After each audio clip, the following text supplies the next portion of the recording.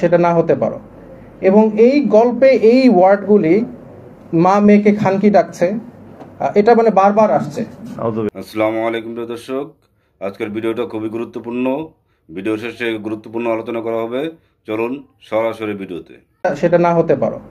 এবং এই গল্পে এই ওয়ার্ডগুলি মা মেয়েকে খানকি ডাকছে, এটা মানে বারবার আসছে। আমি জানি না এই গল্পটা আমাদের সাহিত্য বা ইংলিশের ক্লাস নাইনের বইয়ে থাকা কতটা প্রয়োজন।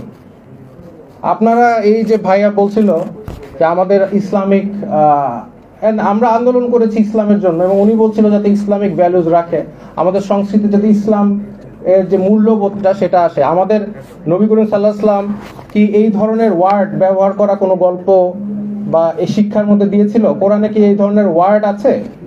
তাহলে আমাদের এই ওয়ার্ডের এই গল্পের, এবং আমি লেখক যিনি লিখেছে গল্পটা তার ব্যাপারে খুঁজলাম, সে হচ্ছে একজন নারীবাদী।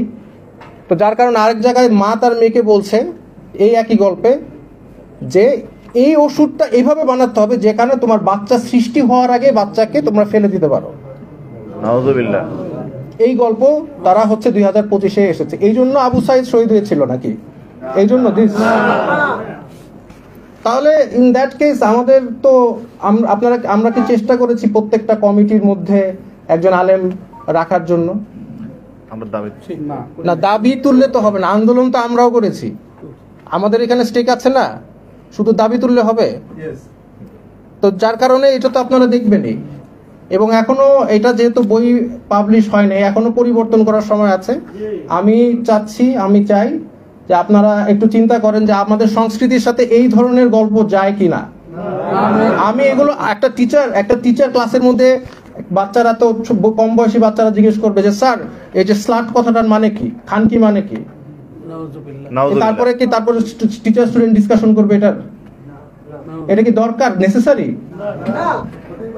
তাহলে কেন এটাকে ইনক্লুড করা হলো, কে করলো?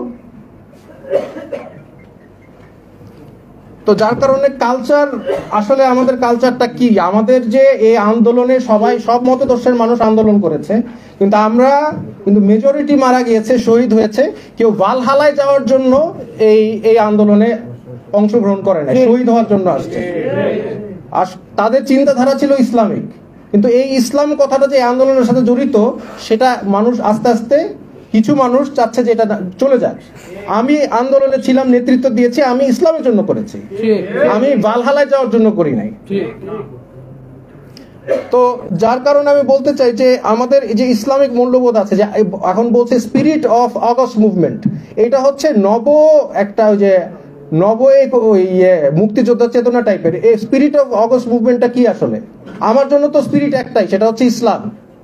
এবং আমার ইসলাম, আমি মনে করি আমার যতটুকু জ্ঞান আছে, ক্ষুদ্র জ্ঞান, এই ধরনের জিনিস একটা টিচার একটা স্টুডেন্টের সাথে ডিসকাশন বা করতে পারে না। এবার প্রশ্নের মধ্যে দিয়েছে যে ওই মেয়ে যদি ছেলে হতো তাহলে কি তার সাথে তার মা কিভাবে ওর ভিন্নভাবে আচরণ করতো?